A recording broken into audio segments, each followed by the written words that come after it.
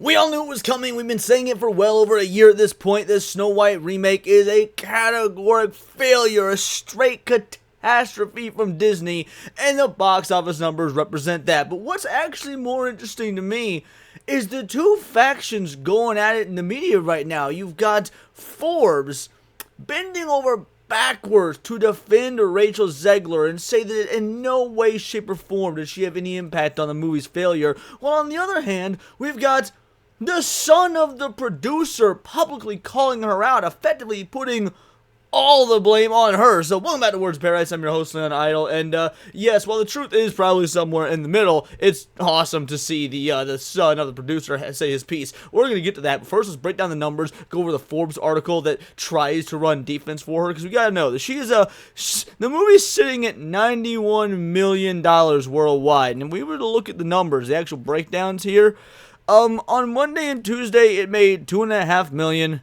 and $4 million. This is a movie that you're needing if we are being conservative, and this is to be very conservative, mind you, $500 to $600 million to break even. The number is actually probably closer to about $900 million if we actually go with what the reported reshoots were before Disney fudging the numbers and whatnot. But let's just say $500 million to break even, and it has not even reached $100 million globally, or when I'm looking to win that bet. But this is what Forbes has to say.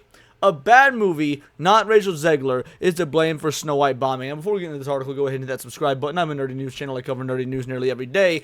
And let me tell you, I fundamentally have a problem with the headline alone. Now, the article's a bad article, but I have a problem with the headline alone because a bad movie, not Rachel Zegler, is to blame for Snow White bombing. This basically states that you cannot have two, that both can't exist. It's only one or the other. It could bomb for both reasons. Rachel Zegler is fundamentally unlikable and has not endeared herself to an audience in terms of her actual, presence when she's not acting. And the movie could also be a bad movie regardless of her actual standing within it, her acting, her singing, what have you. And of course, this is by Paul Tassi, the bane of gamers everywhere, taking a break from writing poorly about games to write poorly about Hollywood. There's a new article from Variety that seems to operate as some sort of post-mortem about Snow White, which is proven to be a box office bomb after a poor opening weekend showing. The article focuses on star Rachel Zegler and her anti-Trump, pro-Palestine statements on social media when she was also promoting the film, when she was also enduring racist harassment online. There it is. We couldn't get two paragraphs in before it tries to run defense for her, saying, well, she was enduring all this racist harassment. How many times did she screw up in the press junkets up to this point? Remember, the film was delayed by almost 6 months or something to that effect, so that's even more times she's had to screw up. There was the weird fiasco that was during the writer's strike when she demanded that she be paid for every hour she's in that dress, even though she almost certainly made millions for just being in the movie, so showing her spoiled entitlement there. Of course, there was her saying, fuck all Trump supporters, and I honestly don't even think that her stance on the Israel-Hamas-Palestine war had too much to do with the box office performance of the film. I really don't. I think that by the time she had made her views, announced on that, people were already checked out with her because she was so hateful, talking about how not going to be saved by the prince, talking about looking for true love, talking about how her co-stars, scenes could get cut, and laughing about it. She's just a snively, entitled little individual that, let's be real, people do know about. This isn't just the terminally online folks. Fox News was running clips of this girl, was talking about her. This was actually being covered by the mainstream media because it's Disney. And so, yes, I know plenty of people in the real world, the touch grass, not terminally online folks, that loathe this gal. So, yeah, while the movie being bad in and of itself is definitely enough to harm the box office, she certainly didn't help. In fact, she did, hinder this film's performance because of the way she acted publicly for so long. The tweets were deemed important, and at one point, Snow White big-name producer Mark Platt, again, whose son we're going to be talking about pretty soon, flew to New York to speak with Zegler about her Free Palestine post. She stood her ground and did not delete it.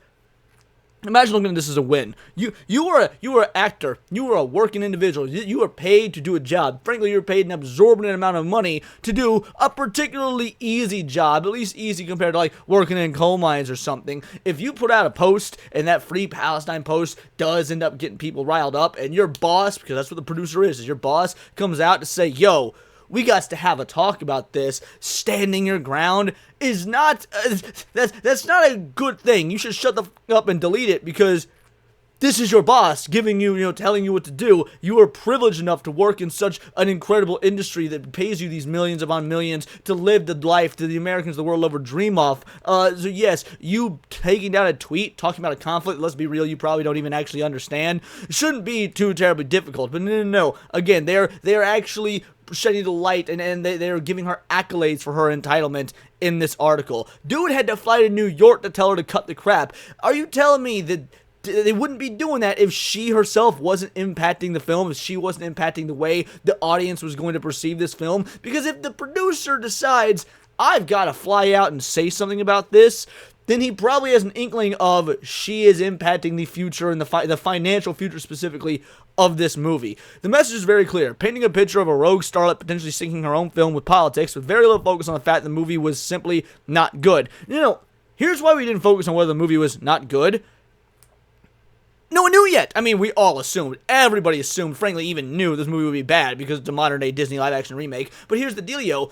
Opening box office bomb numbers don't inherently mean a bad film, because for a film to be looked at as bad, people have to see it first. And clearly, nobody went out and saw this movie. How would they know it was bad if they didn't see it? You didn't even have the word of mouth of people saying that this was a bad movie. So yes, Rachel Zegler categorically turned off individuals to this film long before it even hit the shelves. Now, once it did come out, people were like, you know what? Yeah, this is bad. The few people that went and saw it talked about how it was bad. But you didn't even have the vast majority of folks initially showing up for a strong opening weekend, only for it to fall off in the second, third, and fourth weeks. No, it was bad from the jump. So clearly, more than the movie is at fault here. However, this is the brilliant part. This is the part we need to talk about. We need to talk about Snow White producer's son unloads on immature Rachel Zegler for pro-Palestine comments. Her actions hurt the film. The producer's son is coming out saying the actions hurt the film. The fairy tale does not have a happy ending. The son of Snow White producer Mark Platt slammed Rachel Zegler, 23, as immature and narcissistic after it was revealed that his father flew to New York to speak to the film's lead actress when she went political on X. John Platt, the brother of actor Ben Platt, issued a scathing response to one negative commenter who wrote on his Instagram and tried to flip the script on his father. So what was said? All right, so someone commented, your dad flew to NYC to reprimand a young actress. Any words on this? Because that's creepy as hell and uncalled for. People have the right to free speech. No, shame on your father. Full stop. Before we even get into his response, I'm going to give you my response. It's not creepy as hell. He is her fucking boss. Like, that's what, he's the producer. He's the dude shelling out the cash for this money. He's the dude that's probably going to be out a large chunk of change for this money. Now, do I feel sorry for them? I mean, no, the dude's a multi-billionaire. He's going to be fine. But the fact of the matter is, she was playing with somebody else's money and acting as if it was her own. So, yeah, it's not creepy for your boss to sit you down and say, you're fucking up. Stop fucking up. I'm sure many of you watching this are working class individuals, and yeah, you've had that conversation with your boss. It's never a good one to have. So, just because Rachel Zegler's a Hollywood actress doesn't put her above the chain of command. And then she says people have the right to free speech. No? Yes, you have the right to say what you want to say. You have the right to free speech. That means that you can't be prosecuted by your government for what you say. You can't just walk into your job and say, fuck you, boss, and then expect to not get fired, or when you get fired, but my free speech. No. Freedom of speech, as we've all heard a million times, doesn't mean freedom from consequence. And even so, freedom of speech is a legal thing, not something, the amount of people that do not understand what free speech actually is frankly baffling to me.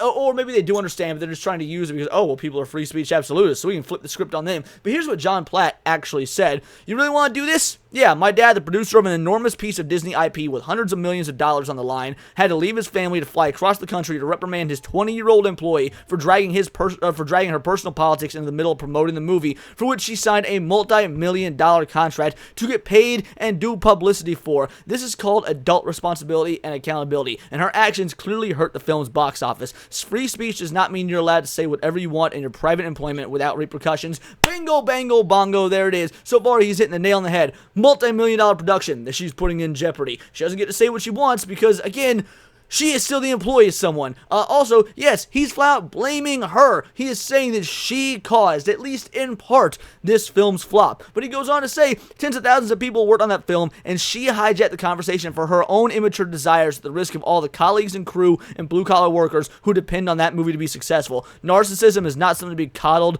or encouraged.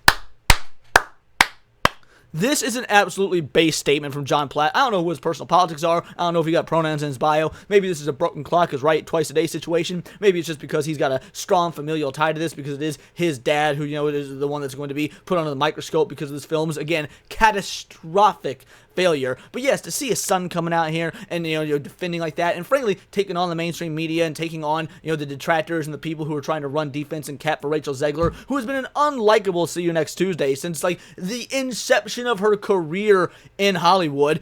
Yeah, you love to see it, and hopefully, I truly dare to dream that studios will take note of this. They will see what Snow White did numbers-wise, what frankly every product she's been in numbers-wise, because she's actually yet to be in something that has made money, and the type of person she is, and say, you know what?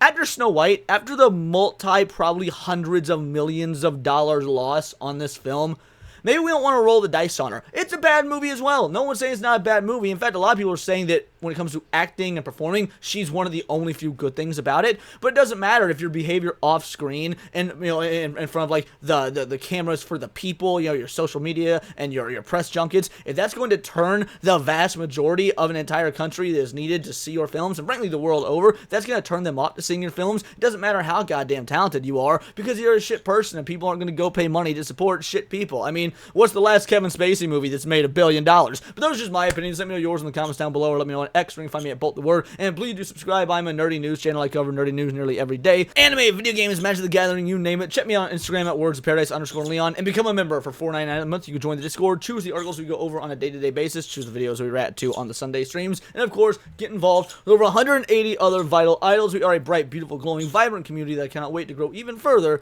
because we do care about diversity. Only one kind of diversity of thought. If that's interesting to you, join the Discord, hit subscribe, and until next time, it is all here in the Nerdosphere. This has been Words of Paradise.